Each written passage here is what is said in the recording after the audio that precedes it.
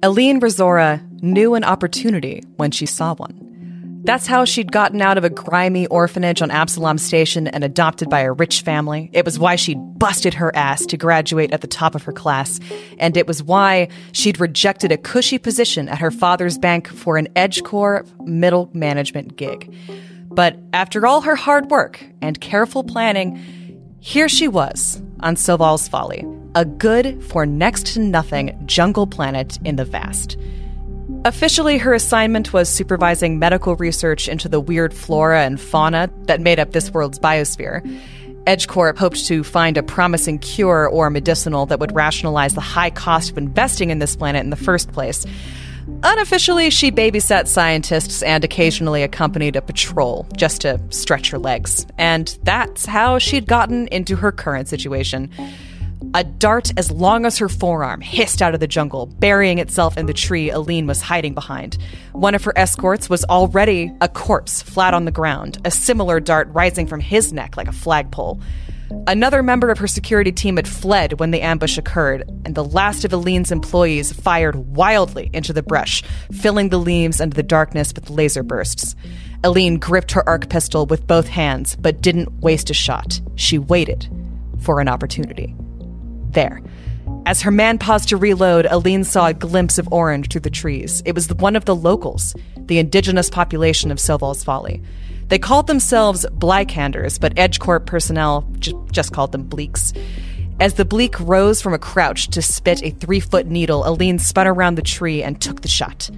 Both projectiles hit their mark. Lightning struck the Bleak in the center of its body and it collapsed, limbs convulsing, and Aline's employee staggered backward, the long dart having pierced both his armor and his heart.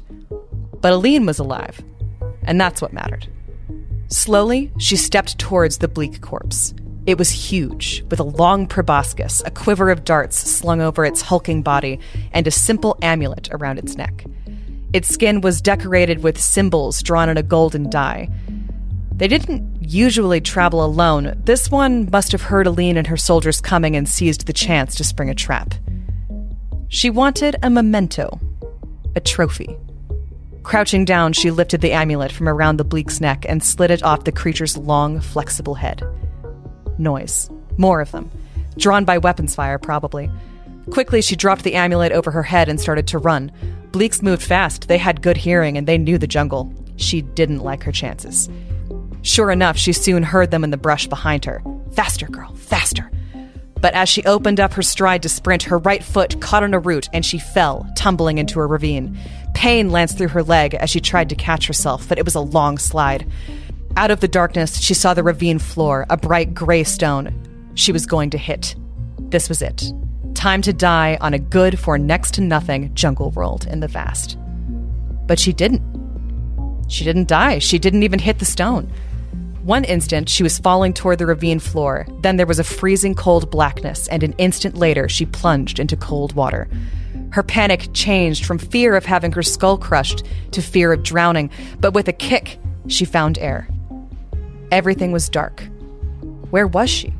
What had happened? Why wasn't she dead? There was a metallic taste on her lips. Blood? No. It was in the water. Her personal comm was still at her waist. Finding it, she turned on the light and looked around. She floated in a subterranean lake. Above her was a silvery dome, the floor of the ravine. Somehow, she had slipped through it, fallen 12 feet, and landed in the lake. That, she muttered to herself, makes no sense at all. Aline glided to the edge of the lake and found her footing. In the light from her comm, she could see the same gray stone everywhere. But there were also markings, pictographs, and the images of animals native to this planet, drawn with the same golden dye Aline had seen on the dead Bleak. This must be a religious site for them, she thought. Sensing opportunity, she took a closer look. As she knelt down before a large stone, the amulet around her neck clinked against it, and she realized it wasn't stone at all. That silvery appearance wasn't just moisture and a trick of the light, it was metal. The amulet, too. Aline had a chemilizer. The scientists were always asking her to take samples when she left the compound in case she found something that might be useful. For an instant, she was afraid it might have been damaged in the fall, but no, there it was, on her belt, still working. It only took a moment for the device to return its verdict. Inubrix, ghost iron. A star metal used in everything from miniaturization to null space chambers, and the entire cavern was made of the stuff, from the top of the dome to the bottom of the lake. And she checked the amulet. That was Inubrix too. That must have been how she got in. The Bleaks must have used the amulets to pass through the walls of the cavern. And who knew how far this vein went? It could stretch for miles. EdgeCorp had bought the rights to Soval's Folly for a pittance. They dumped a ton of credits into biomedical research, hoping for a lucky find. But Inubrix wasn't a gamble.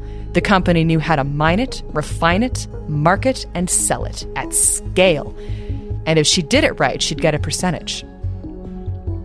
As Aline stood scanning her light around the inside of the cavern, she looked again at the markings Blackhanders had left behind. In golden paint, they had drawn their villages, their families, their way of life. Children gathered in a circle around singing elders. Hunters, clad in sacred garb, herded animals or stalked large carnivores. They explored, they traded, they made arts. They lived their lives the same as anyone in the galaxy. And there, on one wall, was the arrival of Evgenia Jamison Corporation, a.k.a. EdgeCorp, a.k.a. the company, with its negotiator warships and its fortress-sized research factories. Blackhandrians weren't savages in the way of progress. They weren't bleaks. They were people Aline just didn't understand. And this cavern, and maybe many more just like it, was important to them, to their way of life. EdgeCorp would strip mine it into a pit a mile deep. And that wouldn't just be wrong. It would be evil. But it was opportunity. As Aline looked around, she saw through the art left behind on the walls, seeing only the Inubrix lying beneath. "I mean," she whispered, "just look at all this money." She made the call. A few days later, from her stateroom aboard a company negotiator, Aline heard the first of the explosions as mining charges blew open the nearest Inubrix cavern.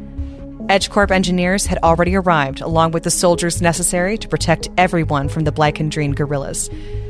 Aline knew their way of life was over. That was on her. But her promotion to vice president had arrived. She was being asked, not instructed, but asked, to return to corporate headquarters in the Viscarium, where she'd select a new project to manage, and her percentage was locked in. Every ton of Inubrix carried off Soval's Folly would put credits in her account. There was another far-off explosion as the negotiator lifted off. She closed her eyes and acknowledged regret. Instead of preserving the culture of another species, she was destroying it, exploiting it. But this, she'd decided, was the cost of opportunity.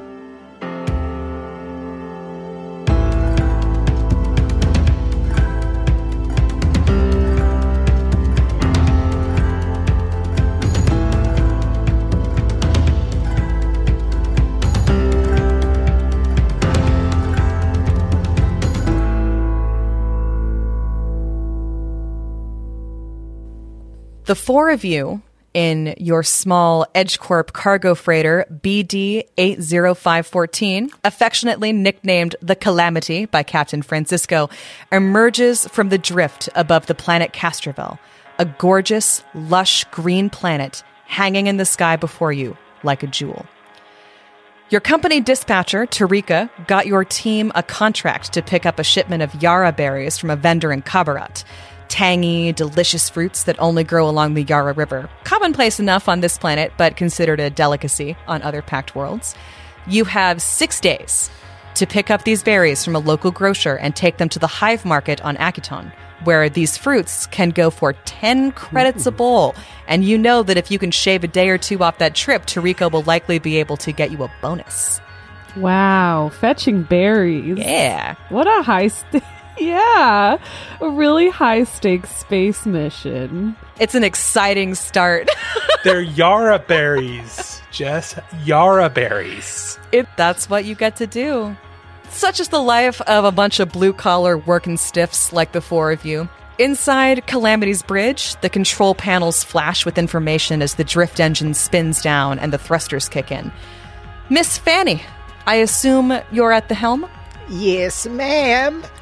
Miss Fanny is sitting comfortably at the seat, making her look relatively short, but that's because they are relatively short. A wee thing of barely over 5 feet, but nice and squat and solid. Everything you picture for a grandma, I suppose. Because although some folks say that piloting is a young person's or being's game, not quite so for Miss Fanny, as a hale thing of 60 plus. You see a caramel skin, proud of their wrinkles right at their eyes, all over their face, just worn with years of love, smiles, and just the experience of life.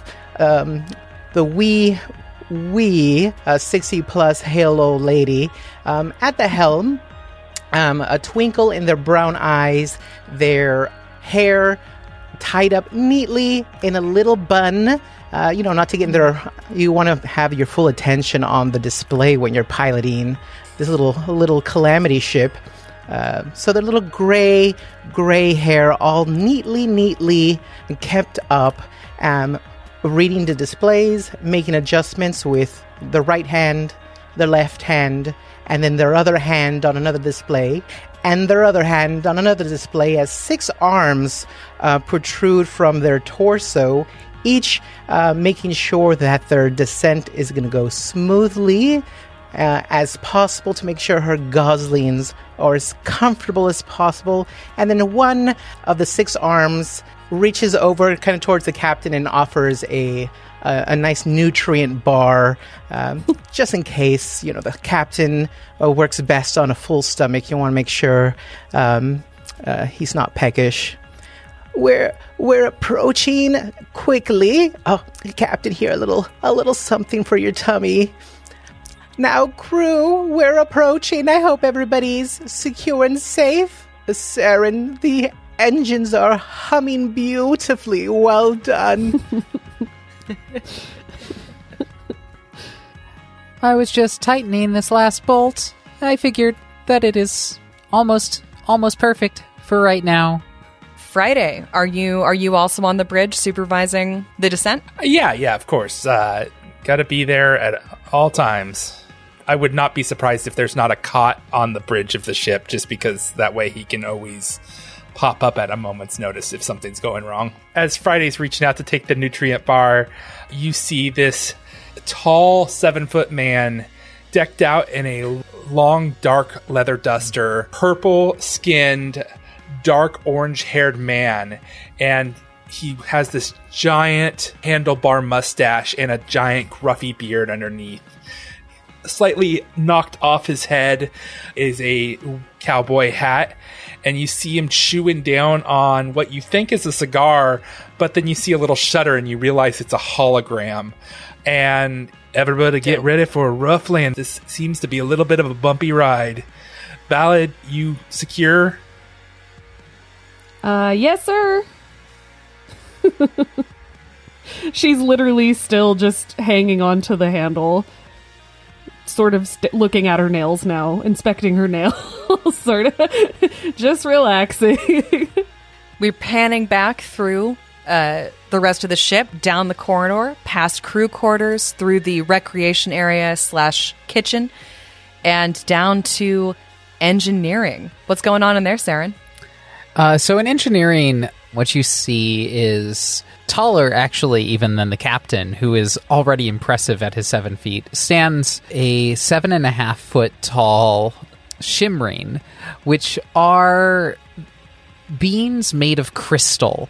G is a deep indigo color, and where she's taken off the top half your Edge Corp coveralls and has kind of taken off the top portion with it tied around your waist, and has on sort of this Grecian toga-like top underneath of it, and beneath the crystals, these indigo crystals, you can see sort of the sparkling lights that almost reflect the stars outside of the ship in your crystalline form.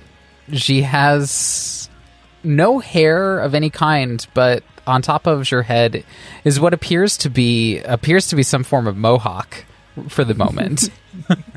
Seren is currently working on making sure that the engine is running at best capacity. She is tightening some bolts and checking, energy levels with Azure data pad. She is also specifically listening to some jams and singing along with your drone Jambot as the two of them are kind of working on making sure that this ship is in tip-top shape for this landing and departure. Is it 9 to 5 by Dolly Parton? Because that's what's going on in my head right now. It's This Place Until Further Notice by Madeline. Okay. And the lyrics are something along the lines of, "Can't wait to get out of this freaking place." I was, when you were saying that, I was picturing Dinah. Something's in the thing with Dinah.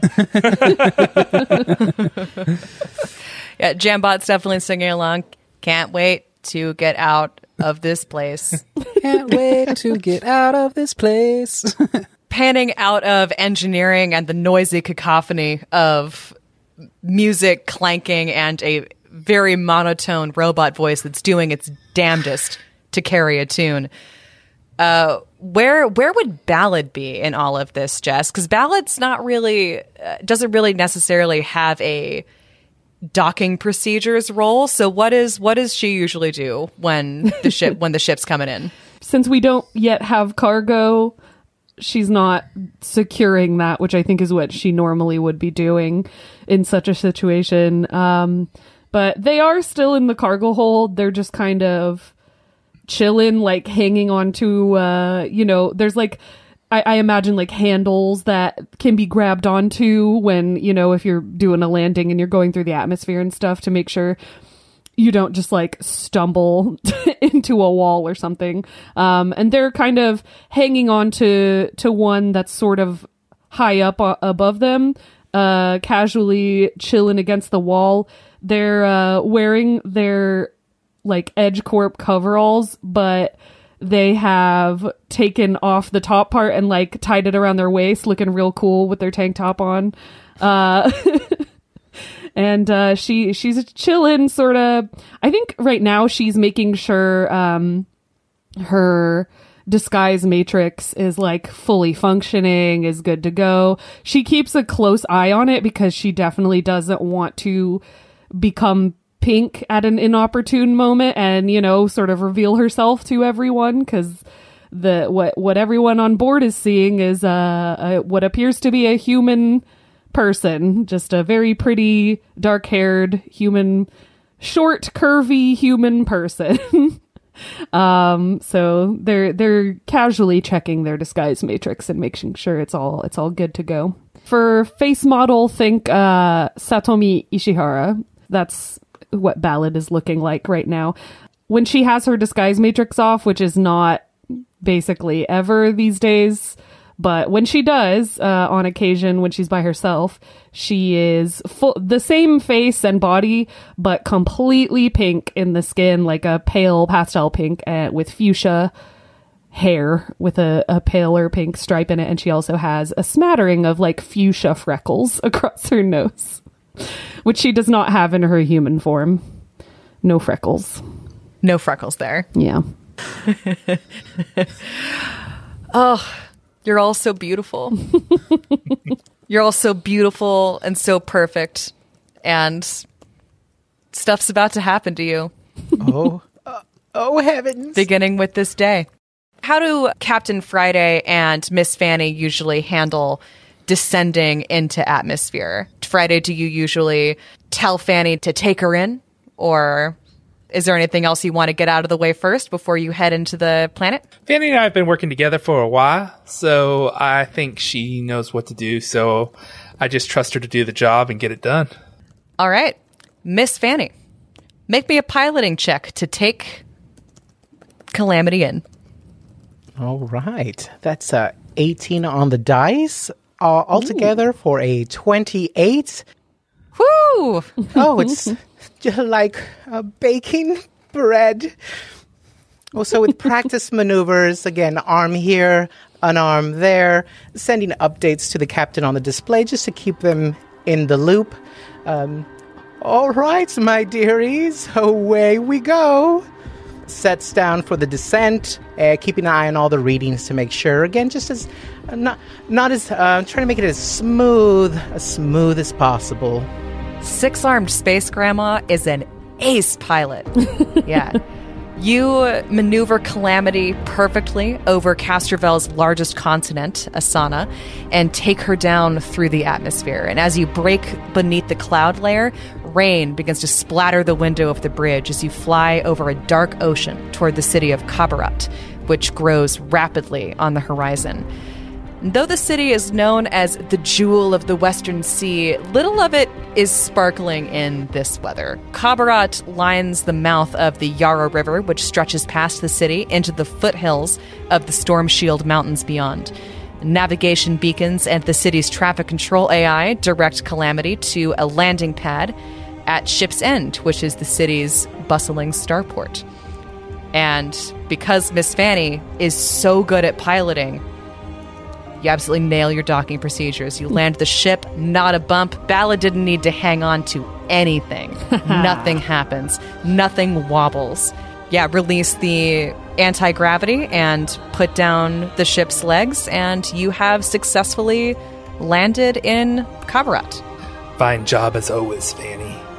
Oh, hush you. Docking procedures complete, my dearies. I didn't even feel us coming in for that landing. Yeah, dang, nice job, Fanny. It was a team effort. I don't see how, but... Okay, well, shall we mosey? Ballad gives a big stretch and goes, yeah, let's get out there. Oh, I need to get a few things. Scoots off. And a speed, surprising for they're Miss Fanny's a hale little thing, like I said. Hustles over to the mess area to just get a few things just in case. You never know when folks need a snack, a napkin, fire extinguisher. You never know. Best be prepared. Seren waves over Jambot in the engineering bay as she is kind of picking up all of the tools and gathering them together in your toolbox. And it's like, all right, Jambot, will you hold on to the toolkit for me? Yes. Thank you. And she taps the top of Jambot, and a little bread box door opens, and she puts the toolbox inside and closes it. Jambot beeps at you. Seal successful. Thank you. Captain, I am heading to my quarters to gather my items. Do you think we will need any sort of weapons for this trip? Ballad's recommendation. I'm considering myself security officer on this here Calamity. Are you Worf in this scenario? I'm the Natasha Yar of our situation. Yeah. Yes, Natasha Yar. Perfect. I think it's always prudent to take a little bit of weaponry, hun. Maybe not something super conspicuous. I will be having my my arc pistol with me, so worst comes to worst, you can always use that. Up to you. I think a usual regiment be just fine. Nothing hardcore necessarily. Make me a culture check. I do not have culture. May I make that check? Sure. I'm an uncultured swine. That is a 7. A 7, huh? Yeah. Yeah. No, as far as you know, Tarika, your company dispatcher seems to think that this is a absolutely routine mission. Shouldn't be dangerous. Tariq is usually pretty accurate with these things, so I think we can trust her. Yeah, Cabaret's a pretty safe city. Let's go get some berries. Right. Would this happen to use, underground knowledge, potentially, if I made a culture check? Sure, yeah. Let's just see. Go for it. What happens. If I do one, I may have differing opinions. It's a flat 18, but there's a -5 to the DC. You're a well-traveled Ballad. Mm-hmm. All of you are very well-traveled. You are cargo haulers. for one reason or another. But Ballad, you are particularly hooked in to the various underground dealings on various Pact Worlds planets. So you know that while Cabaret is a very safe city, you're unlikely to be outright assaulted. But you do know to be on your guard against various gangs of goblins that inhabit this city that have been known to cause mischief with cargo freighter crews from time to time, especially if they're carrying something valuable. I do not relay this to anyone. No? Okay. Sorry, y'all. No, eventually Ballad is sort of mulling this over and she does bring up, Captain, just so you know, there are some goblins around, you might recall, maybe you've heard this one before. There are some goblin gangs that kind of hang out around here, so we may want to keep a weather eye on that. Got it. Thank you kindly. I have enough secrets. I don't need to. Thank you so much for filling in my blind spots. Been so many places, but can only hold so much in the old noggin. Oh, believe me, I have things falling out my other ear all the time. I don't think I've ever been to Cabaret before. Well, watch your shins, I guess, because that's about the height they'll be at for you. I will just kick. She is wildly tall. Maybe put those spikes of yours on your boots. Just kick. Ooh, that's a great idea. Let's make your body a weapon. My body is a weapon, swift action, crystal lance. Ballad claps gleefully. Yeah, describe what a crystal lance looks like when it's swooping out of your arm. So I think that your arm specifically flattens out and turns into this 3-foot long, almost longsword-esque blade of crystal that just grows and develops into just a sharp-tipped point that is very dangerous. And then she retracts and is just a hand again. That's so cool. So cool. Now, it's all fun and games until someone loses an eye. Hopefully those will be goblins' eyes. I don't know. I've always kind of liked goblins. They're kind of funny. As long as they're not attacking us. That's true. Even that's kind of funny. What are they going to do, really? Come on. Miss Fanny collecting all the snacks. Mm-hmm. Seren, Ballad, and Friday debating the merits of exactly how much to arm up before you head out into Cabaret. Do you have everything you need? Anything else you want to get done on the ship before you head out? Let's get going. You got the details from Tarika that Pratt's Produce, which is the grocer that you're going to collect the berries from, is a few miles from the starport on Sprick Street. Fortunately for you, Calamity comes equipped with a vehicle called a cargo rig and a couple of hover carts to help transport the goods. Oh, yes. All part of your lease contract with EdgeCorp for the ship and equipment you need for your job. And it only keeps you mildly in debt. That is exactly what I was picturing. Hover carts. This planet doesn't have abnormal gravity, does it? I wouldn't want this thing to break again. Oh, we should have no trouble, sweetie. Gravity is equivalent for a Class M planet. Old Bessie should be just fine there, Seren. All right. You all climb into the cargo rig. You affix the trailer to the end of it, which you'll be able to transport the berries. You are expecting to pick up 50 tons of berries. Wow. Today. Cheesers. That's a lot of berries. That's as much as it can carry. So one trip. Yeah. Oof. So you get your extra long trailer out. You make sure that you've got your hover carts packed on it. And you all climb into the cargo rig and head to Pratt's Produce. So just so you guys know, an adult whale weighs 50 tons. Oh my god. 2 of the Stonehenge stones weigh 50 tons. Wow.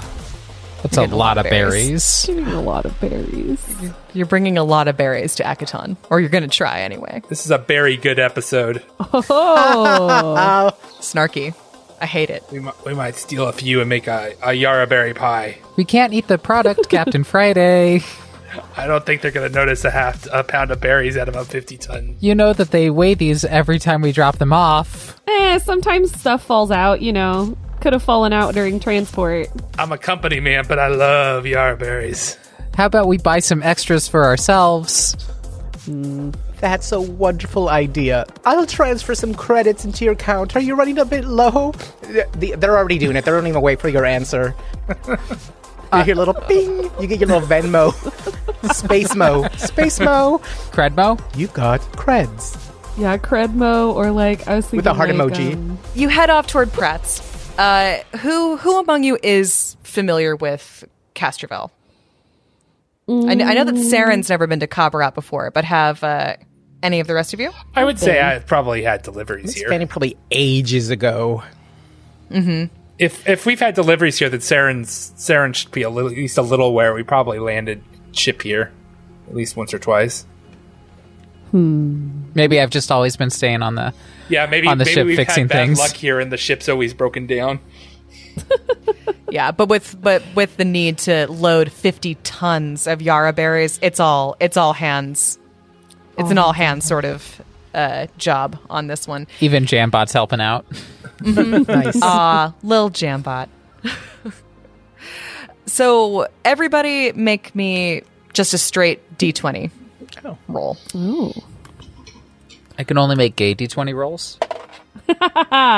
14 on the dice. Everybody for me. make me a gay D20 roll. Well, I Oh. did, and it was a 20, so...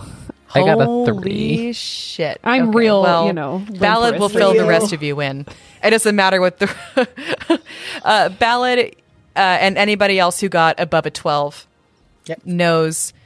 You've either been to Pratt's produce before, or you've heard of them. You know that the store is a large family-owned grocery and distribution center that specializes in off-world trade. It's been in the Pratt family for 4 generations at least.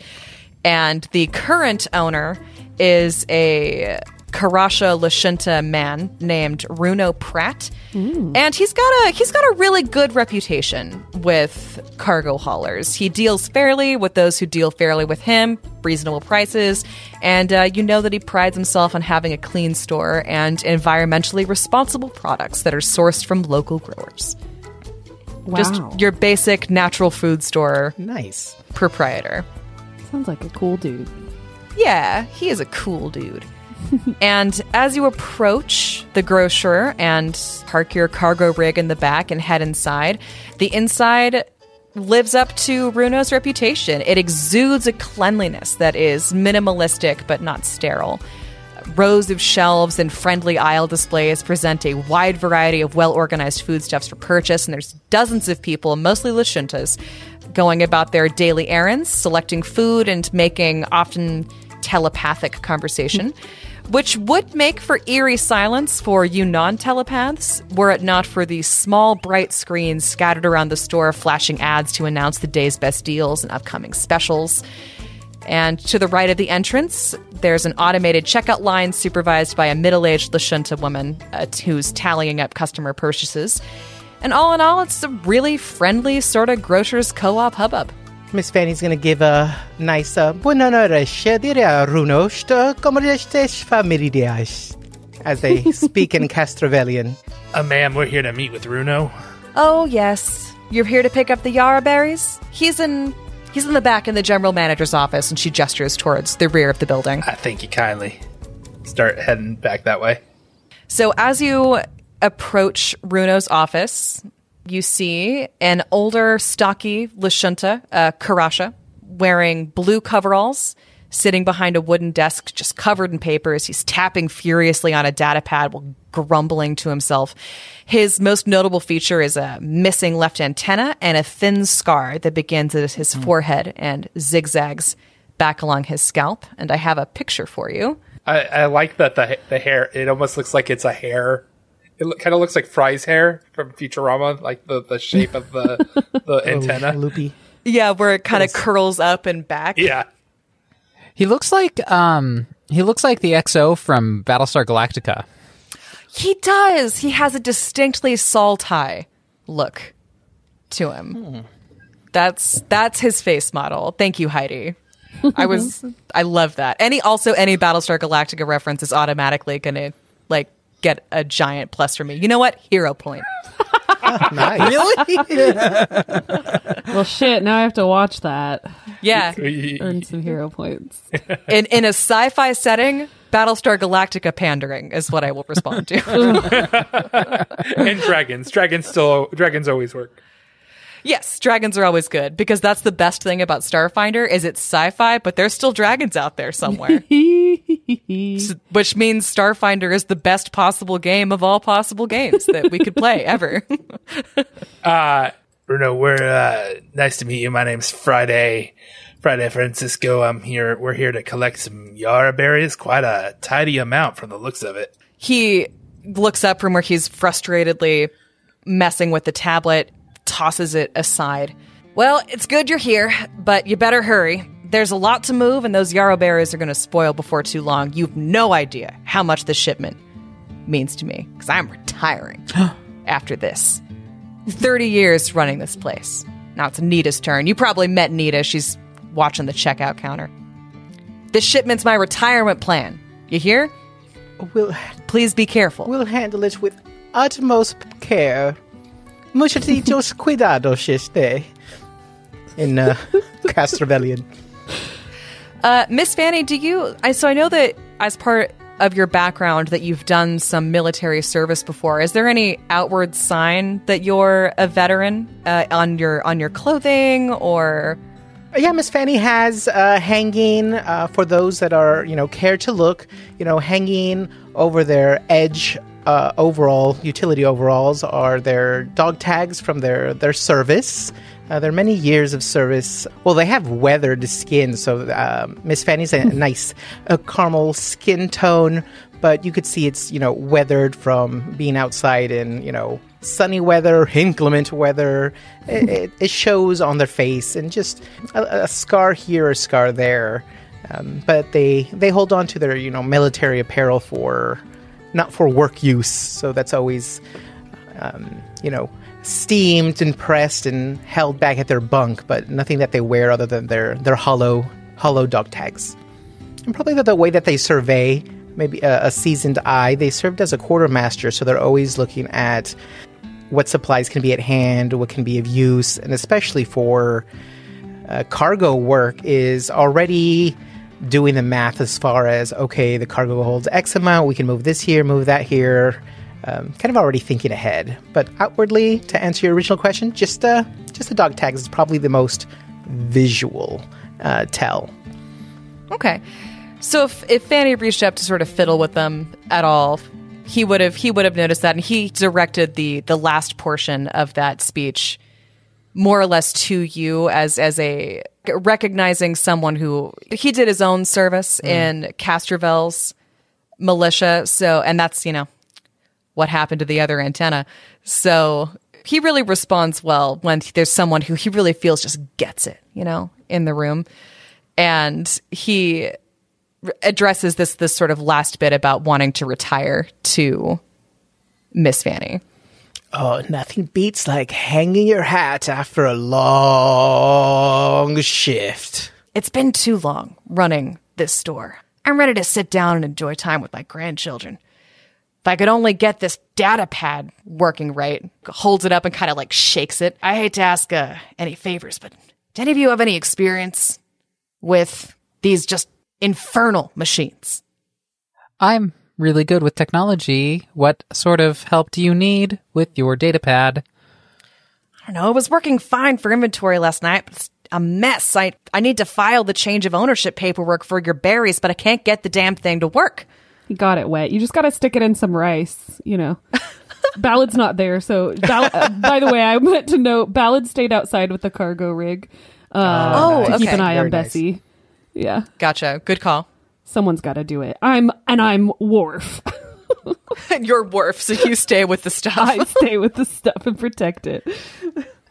Seren will take the data pad from him and will plug in your custom rig, which is just sort of the smaller computer analyzing tool that allows you to do a lot of the technological work on the computers.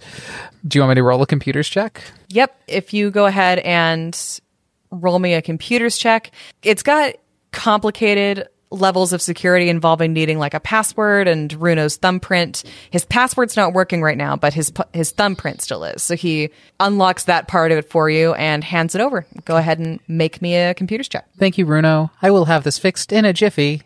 I keep rolling 3s for a total of 12. You've got a great bonus. With that bonus, despite the 3 on the die, in addition to Runo helping you out by partially bypassing some of the security with his thumbprint, you do successfully make the check. When you hack in, you quickly notice that whoever has hacked his datapad before you has installed a firewall to prevent Runo's password from being reset. So go ahead and make me a perception check to see if you can recognize the algorithm that is being run. Looks like someone hacked in and changed your password and is preventing you from changing it back. Let's see if I can figure this out. 19 on the dice for a 23. Nailed it. Between your computers check and your perception check, you're able to recognize what algorithm this hack is using. And you also recognize that it's utilizing classic Space Goblin coding techniques. Absolutely classic. It looks like some space goblins were messing with you last night. Classic Space Goblin coding techniques.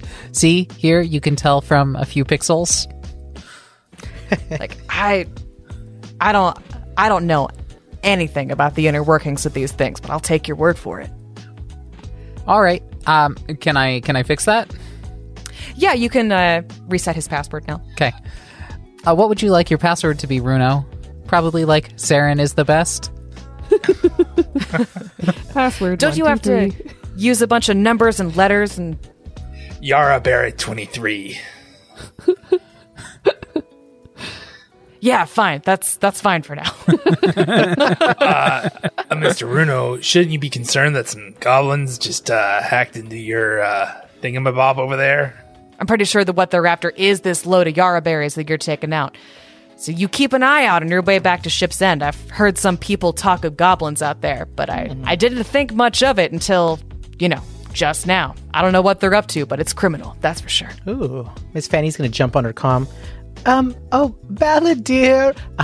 Looks like your suspicions and intuition were correct. Keep a weathered eye out for goblins' suspicious activity. It could be that this shipment may be targeted. Watch your 6. All right, I'll try and watch my 6 and my 12 at the same time. Excellent. Somehow. I'm doing the basketball pose where you do the finger guns out both sides, so... Okay, well, what we like the man said, let's get these Yara berries loaded up so we can get back before these goblins create too much hijinks. Go ahead and sign for them right here. And here. And here. Wow. Okay. And here. Okay. And your initials there, please. Okay. And then I'm going to need one last signature right here. I feel like I'm signing my life away here. Is this just for the berries, right? It's just... You work for EdgeCorp. There's so much red tape all over the place. I'm just trying to make sure I protect myself. You understand? Well, yeah, but you know what they say. They all these rules are created because somebody abused the system at one point. I guess I better sign this. True that, brother. Ugh, you're all so cringe. Ballad does say that over. Well, let's head out, folks. What do you say? Good luck on retirement, Runo. Oh, yes. Enjoy it. I won't get paid until you take it to Acatone, so you be very careful, please. We'll handle it like it's one of our own youngin'. Miss Fanny's going to take a few for the road. That way the captain won't have to tap into our own inventory. Start swimming in the Yara berries. Yes. Oh, Wouldn't want that's all that. I want to do. I want some yarra berry wine. I want some yarra berry pie. Ooh, I make this really good chicken with a yarra berry sauce. Oh, is it a yarra berry reduction? Yes. Oh, that's the sweet spot. Oh, Ballad, I know what we're doing when we're getting back on Calamity. Well, you're not back on Calamity yet because, as I've said, you have 50 tons of yarra berries. All right, let's do it. To load in. They're packed into 50-pound sealed crates at the back of the distribution center. And you have to get them loaded up onto your company rig using the hover carts, which ordinarily takes about 16 hours for a job this size, but you're able to cut that down into 8 Yum. We're a efficient bunch. since you have 2 hover carts and 4 people working on it. Working on the yarra berries, going down. What if I make like a really good strength roll and I can lift like 4 at a time? If you, okay, yeah, go ahead and make me that strength roll. The DC is high. Oh wow, I got a But- 23, which is actually the Holy best I shit. could have done. I am rolling rocks today. Ooh, you know what, Jess? Okay. I can help with that as your muscles are kind of straining with your yoked out body. Miss Fanny's gonna wave a couple of their arms around, and around you, kind of like a holographic, almost like Green Lantern energy construct. You get encased in Ripley's freaking power armor that she uses to fight the xenomorph, giving you +5 on top of that for your carrying capacity. Ooh, sweet. Thank you, Miss Fanny. So that's a 28. Amazing. Okay, so with Friday and Seren using the hover carts and Ballad essentially becoming 2 people's worth of carrying stuff with Miss Fanny's help, you're able to cut that down into 5 hours. Nice. Oh, yeah. Right. Like, Runo is crazy impressed.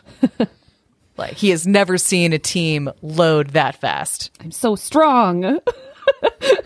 Ballad is like super excited Wow. to have the power armor. I should Specifically, hire an android. how do you know I'm an android? And then the matrix that's around me goes like zzz, a little bit. I've never seen a garden variety human carry something that heavy. Yeah, perhaps that gives me away. And she's standing there 5'3" as well, and like very slim. So And raises an eyebrow and sort of gestures at all of you. it's clear that there's no muscle in those arms. You're not human, clearly. All right. Well, after you've gotten everything loaded up, comes out one more time before you depart, and Siski will give you a fair price for this shipment. She runs Ka Imports in Hive Market. You tell her I sent you. We go way back. Ooh, Will do. imports. That sounds like a mighty fine idea. Thank you so much for the suggestion. We'll make sure we take care of your cargo and make sure it gets there quickly, safely, and unexpired. I'm really grateful. I'll really owe you one when you get this to Akatone. And he, offers each of you his hand in turn to shake. I think you mean thanks 50 tons. And Ballad gives him a wink. He laughs a little bit against his will. Nobody likes those jokes, not even me. And he heads back inside his grocery store. All Yep. right, let's get Bessie back to the ship before these. I don't want to have to fight any goblin. I mean, it would be fun, but like, ugh. Yeah, I agree. Let's. I just did all that lifting. I'm kind of like done. Yeah, that's mosey. You crawl back into your cargo rig. You head back towards the spaceport with all of your cargo. Just casual question. Who's driving? Oh, that'd be Miss Fanny. Would that be Miss Fanny? Miss Fanny Ballad's on the roof. You're on the roof? Yeah. with a gun in one of the hands, kind of underneath the hidden from sight. Ballad is a Solarian, and they keep their solar moat hovering behind their neck. Sometimes it'll start hovering around them when they're preparing to get, into the thick of it. They have manifested their solar weapon, and it's a chain whip, which is completely wrapped around their right hand, and there's like a blade at the end that she's basically holding like a dagger. And she has one hand on the other hand on the pistol, sort of like on one knee on the top. Looks real badass, which is the whole point. Nice. It's their entire aesthetic. Yeah.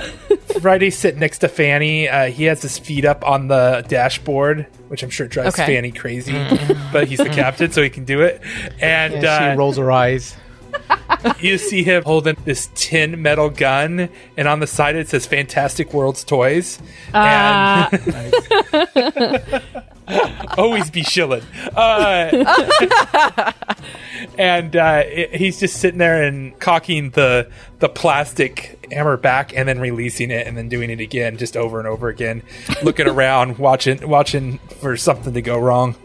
Seren's chilling out on the connector between the hover cart and the cargo rig, and has what looks like this. It's like a 7-inch disc that's just swinging down like a yo-yo and then pulling back up. Incredible. Okay, so you're all heading back to the spaceport. Not much to do as the cargo rig heads back, but look out the window, taking the constant buzz of the city. There's spacecraft humming in nearby docking facilities, and zooming overhead while merchants and crowds of tourists chatter. The rumbling engine of the cargo rig below you merges seamlessly into this urban symphony. And as the spaceport comes back into view, up ahead you see an old woman pushing a cart across the street. And then she yelps in alarm as her cart tips over and rusty tanks of petrol tumble out, scattering in every direction.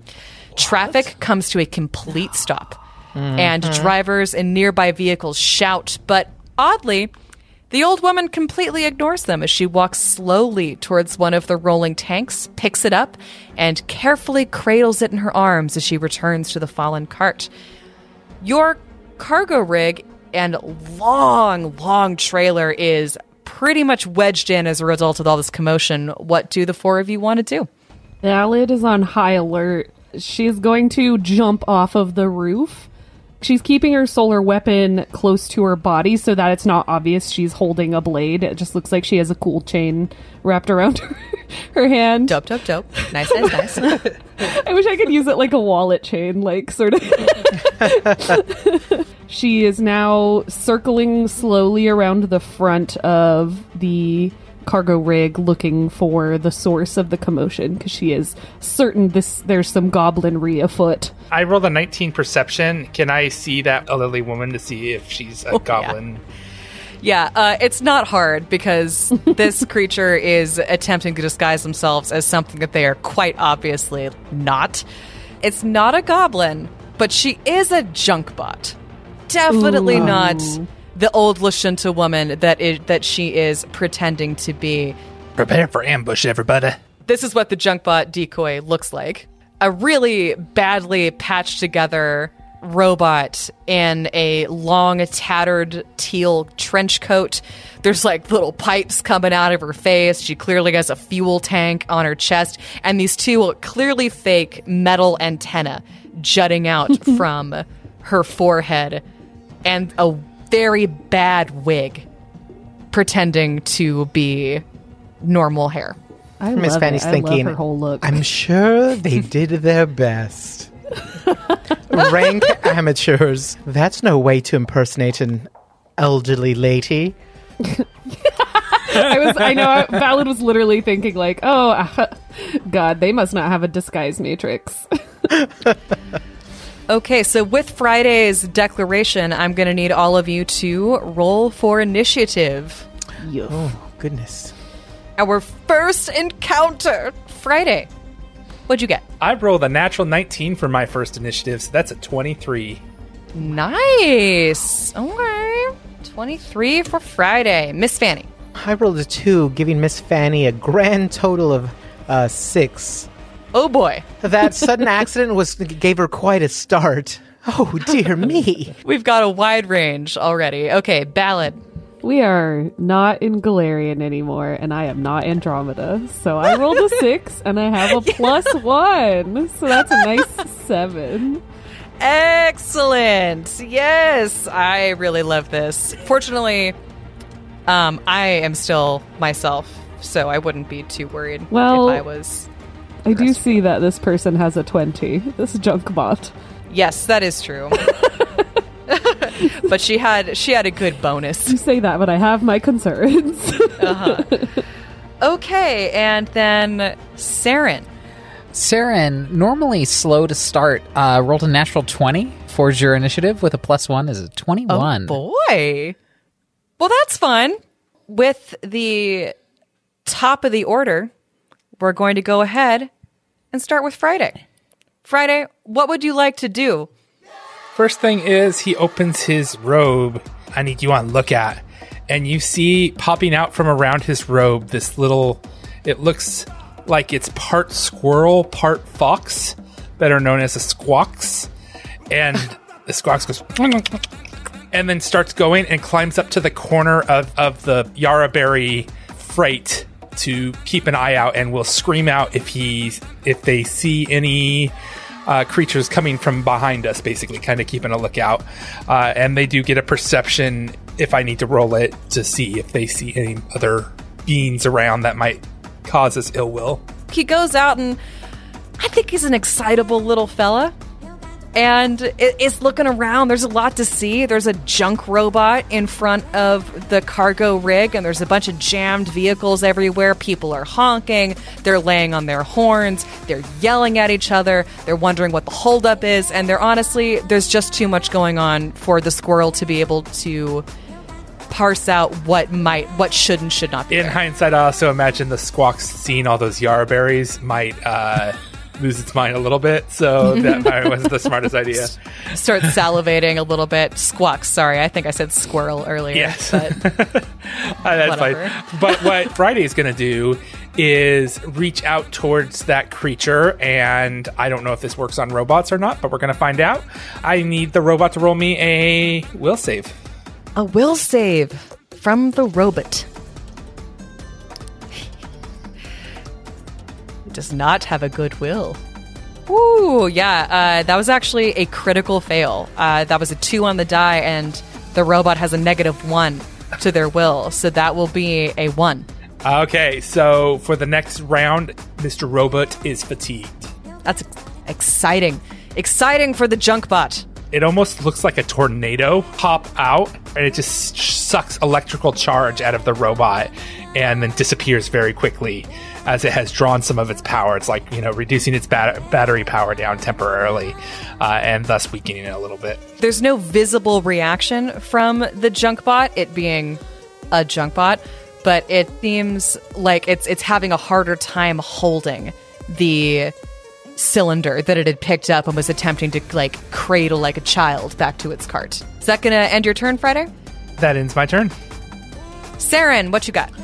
Captain, I'm going to hang back here for a minute until we know if there's more.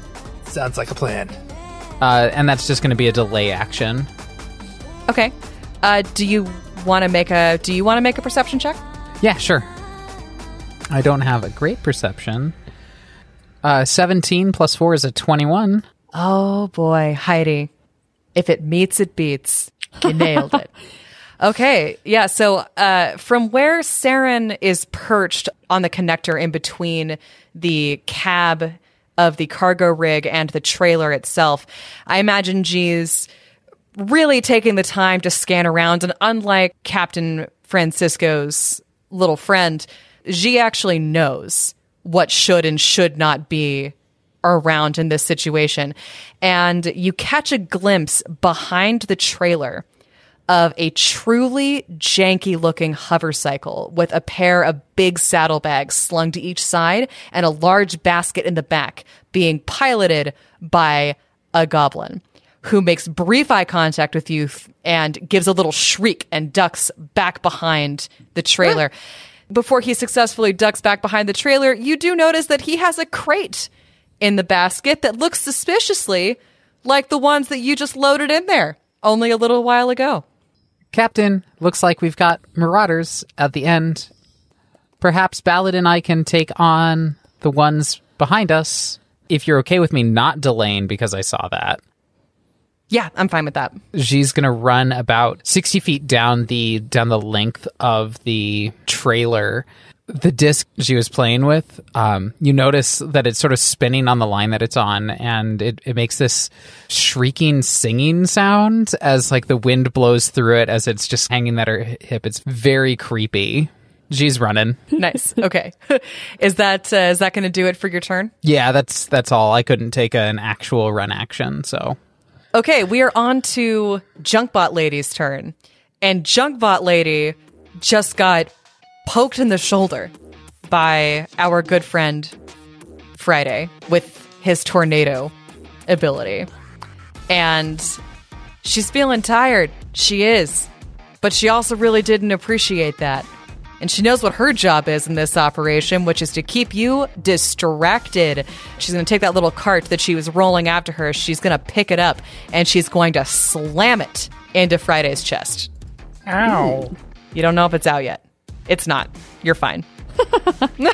What'd you roll? I got a 2 on the die. So at a -1 from my fatigue condition, that'd be a 1. Ooh, doggies. I've got, like, my rolls so far have been 7, 2, 4, 2, 2. I hate everything and everyone. Abbie Lish. It's truly, like, you can't even blame it on Pippa anymore because it's just bad. Anyway, so she's pretty tired, and I think she's surprised by how heavy her cart suddenly feels now that she's been attacked by this cowboy. And she tries to swing it up into his chest and just like, ugh! Fails. Doesn't work. Drags her back to the ground. Oh, jeez. Yeah. That's the end of her turn. So we move on to the goblin that Seren spotted. He swings his junkbot around the side of the trailer and aims his little junky pistol at Seren. Little trash goblins. How does a 13 do against your KAC? It's a solid 1 higher than my KAC. Oh. Yeah! Oh, no. So he takes his ratty, obviously tinkered to shit little gun and fires at you and does 6 points of piercing damage. Wow. Ow. And then ducks his hover cart back behind the trailer. It's Ballad's turn. Well, Ballad, having heard that shot and having heard Seren go, ow, says, oh, crap. And then you see for a moment she pauses, closes her eyes, and takes a small breath. Lets it out, and there's a bright glow around her chain because I have chosen to be photon attuned, provided that there is a significant threat.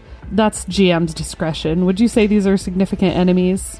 I think that when Seren called out that there was a goblin behind the cargo trailer, you can assume that where there is one goblin and where there is a junkbot decoy and where this elaborate system is in place, you can assume that there are more goblins somewhere. Okay. So yes, I will say that you may call this a significant threat, if not to your life, definitely to your livelihood. My berries!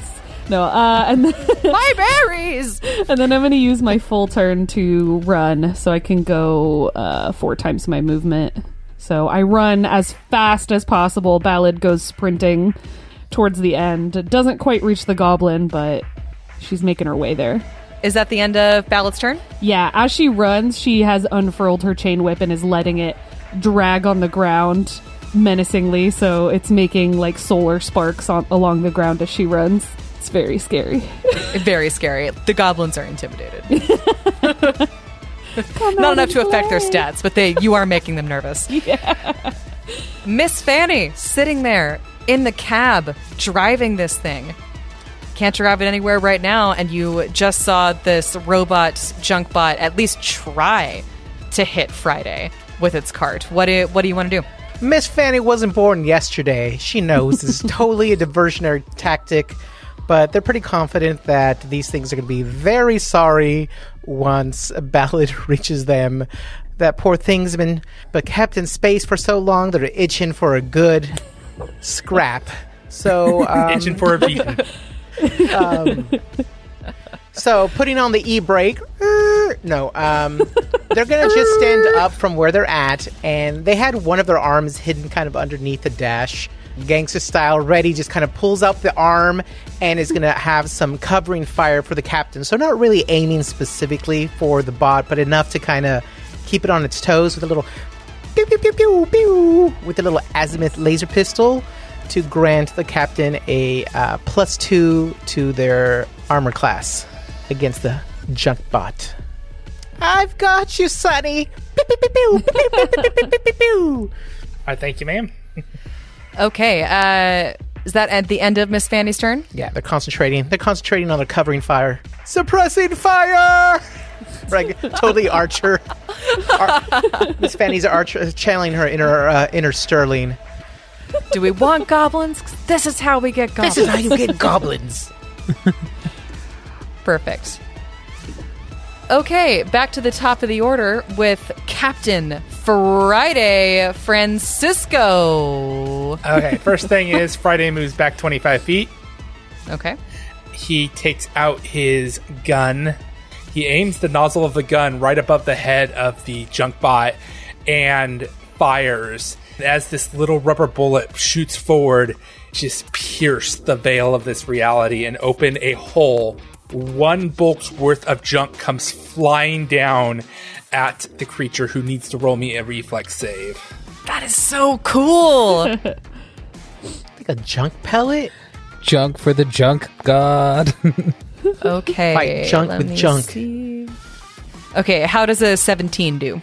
A 17 passes, so you will just take half damage from me. And that Okay. half damage is 3d6. Damn. Shit, okay. That's beefy. Damn. 17 points of damage, but the junk bot effectively reflexes out of the way, taking only half, so 9 points of damage. Fuck me.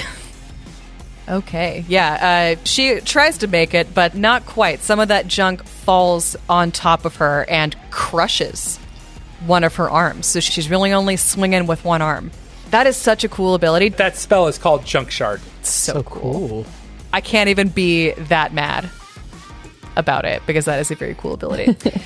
What's next for Seren? So Seren's been running towards this goblin and just went, ow, as after getting shot. And she, is spinning this disc on this string as she makes the rest of this run right up to the goblin. Is that hurt? And then swings the disc, not to hit the goblin, but to pass right by its ears.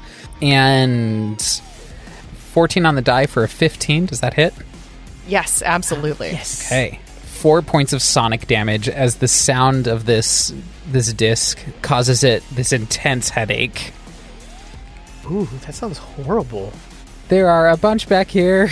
This little guy shakes his head and is visibly beginning to teeter on his bike. He is not staying upright the way he was. And as you ran around the corner, you saw that there wasn't just one goblin. There were 3 following the trailer, and 2 of them have a crate of Yarra berries in their cart already.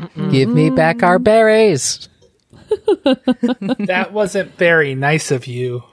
Ooh. Yikes. They take some psychic damage out of that one. Yeah, for sure. It wasn't very nice. Stealing is mean. That's it. Somebody needs some nalgadas, some spankings right on their rear rumps. That is the end of Seren's turn. Okay, yeah, this little guy is a little messed up. Good job, Seren.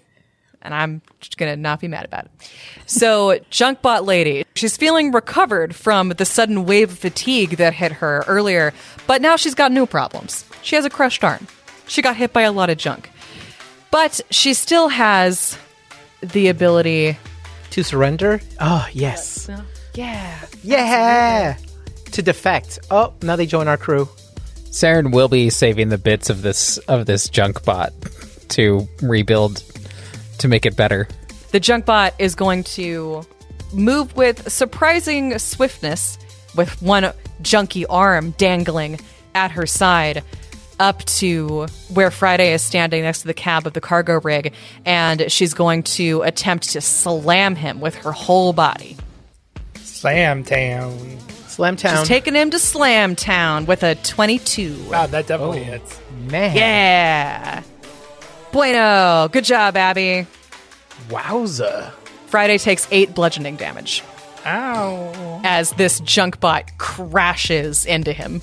Okay, so I used all my stand-up points, so I lost 2 hit points on top of that. Ooh, that was a hard hit.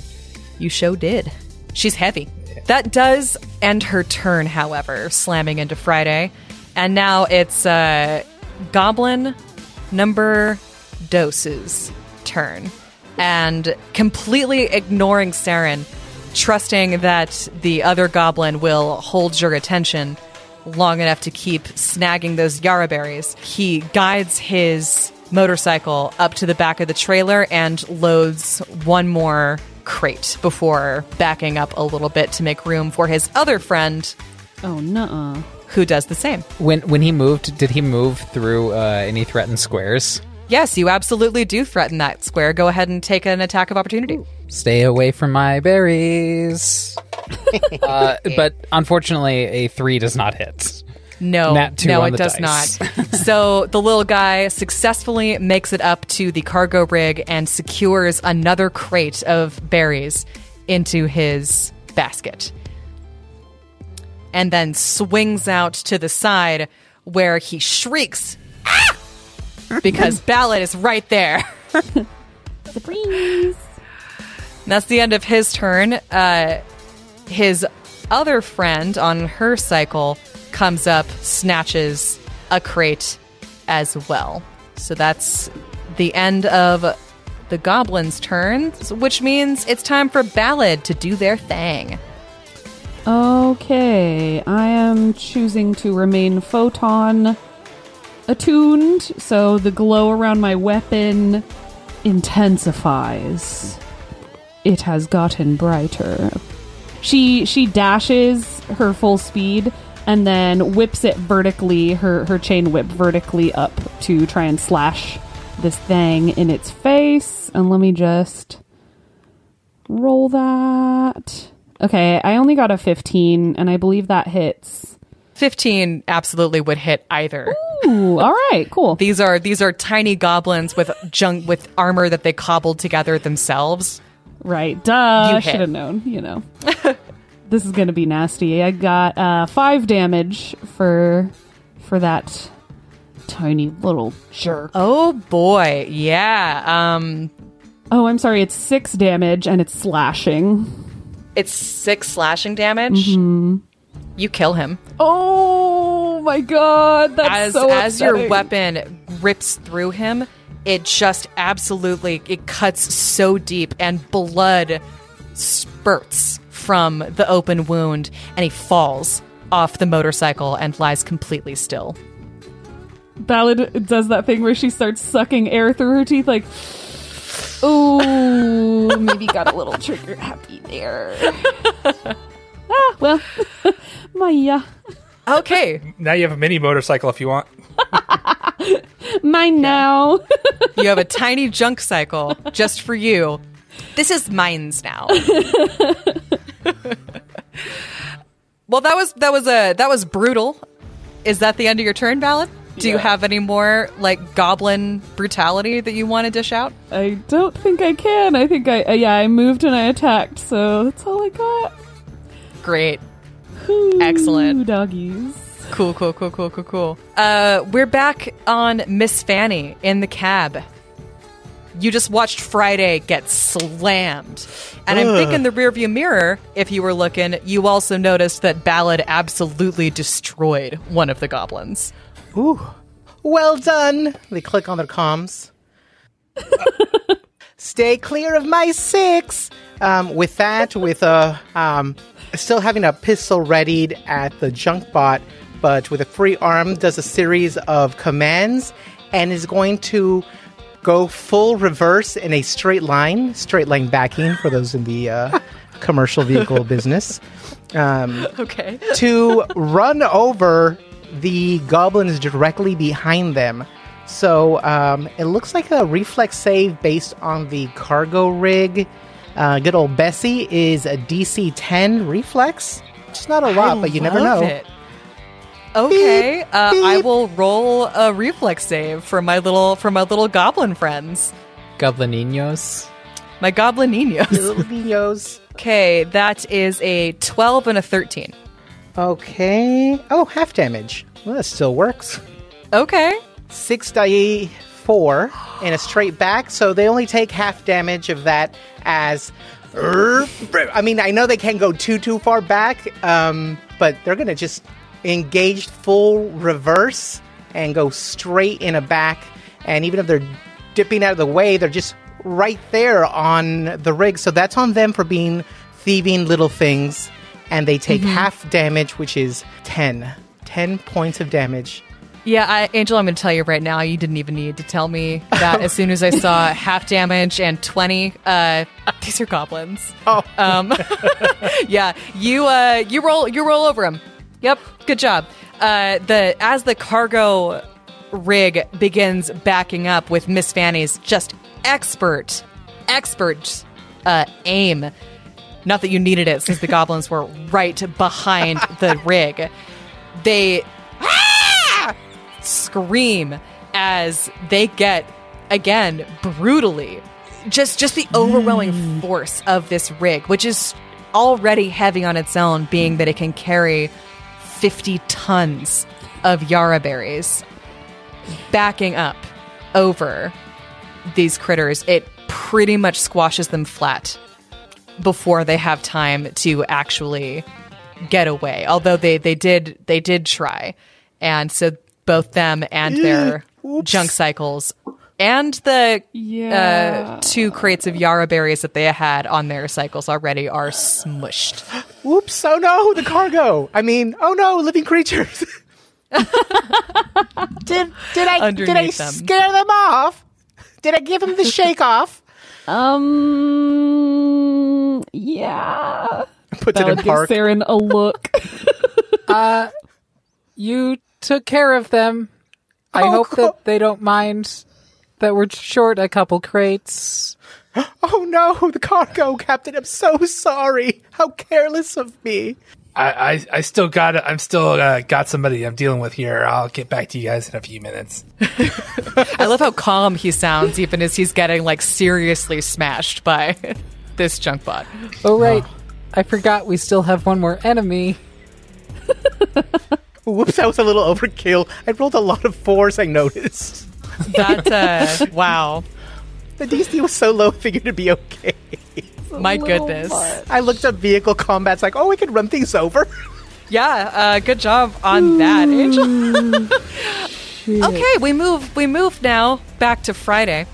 I know that Friday might be a little distracted by the junk bot in front of him who's trying to smash him into a pulp, but I'm sure he can't have failed to notice that the cargo rig slowly backed up past him and probably heard some pretty disturbing squelching noises as that happened.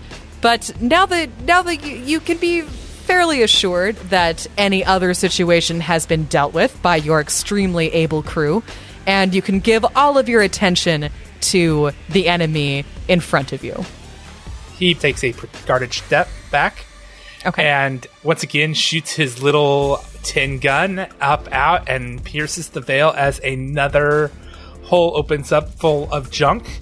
So give me that reflex save. My mom always said junk in, junk out. God damn it. Okay.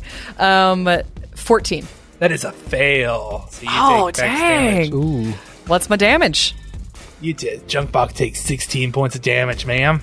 Yeah, that thing it doesn't quite explode, but absolutely completely falls apart. The goblins had put this together out of literal junk.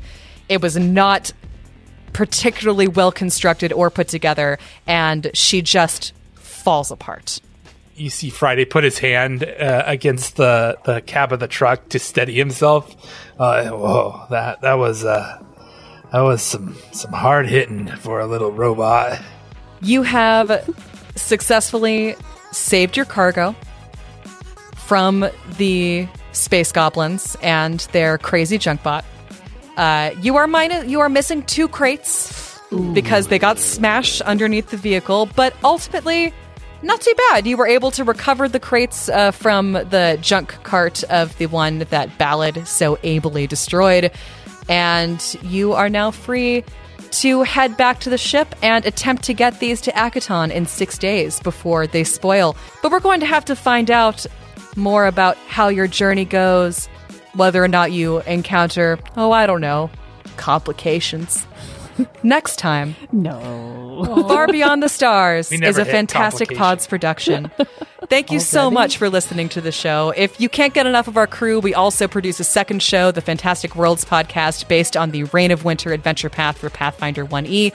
We also recommend connecting with our fantastic community on Discord and Reddit, or following us on Facebook, Twitter, and Instagram. You can find links to all of those and more on our website, fantasticworldspod.com. If you'd like to support the pod, please consider joining our Patreon by going to fantasticworlds.cash, where you can get access to behind-the-scenes content for all of our shows and a whole extra Pathfinder podcast produced exclusively for our Patreon subscribers. I am Abbie, your galactic mistress, and you can find me at Bonanza Famine on Instagram or Twitter. I am Heidi. You can find me at Vamihilion, that's Vamihilion on Twitter. It's your boy Jess. Find me at Hank the Clank. What it do? This is Angel running Miss Fanny, the driving whiz. Oh my goodness. Driving force. Oh, wow. You can reach me at Espinoza 916. This is Dustin. You can reach me at Dustin Alexander on Twitter or Instagram. If you enjoy our show, do us a favor and help spread the word to friends and family you think also might enjoy the show. And we'll see you next time, far beyond the stars.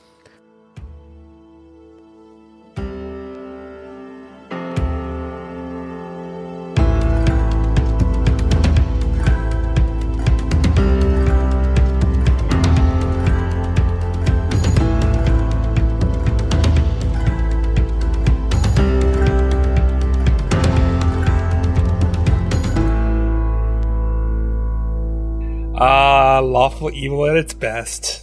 That was on her. That's on me. I just decimated a civilization. So My bad. in her. My bad. I decimated an entire civilization. Wah, wah. Okay, Christopher Columbus. Her bad, guys. Oops. Gotta get those creds.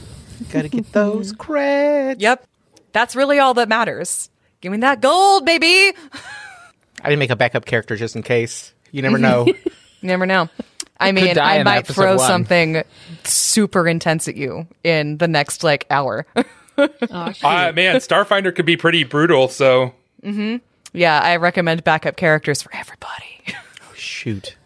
I will Abbie, do my best not to kill you in the first couple weeks, maybe. We'll see what I happens. have a question that I should have asked so long ago. Sure. Are we just using we didn't roll ability scores, right? We just used the flat ones and then... Yeah. Yeah. The standard generation method. Just the standard generation. Just making sure. Yeah. Whatever Hero Lab had you do, I am fine with. Okay. So It had me enter 18s for all of my stats? I am less fine. I'm less fine with that, actually. You know what? Let's everybody send me your character sheets right now to make sure that I don't know if anyone's thirst is going to be activated. But we'll see. I'm constantly surprised. Yeah, you know, don't discount me before. I won't. I can never discount Jess's just general horniness.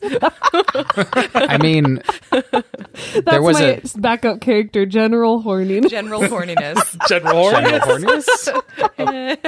General War criminal. Oh no! Oh no. Plug and play my ass. You've been plugged in. That means you're ready to play.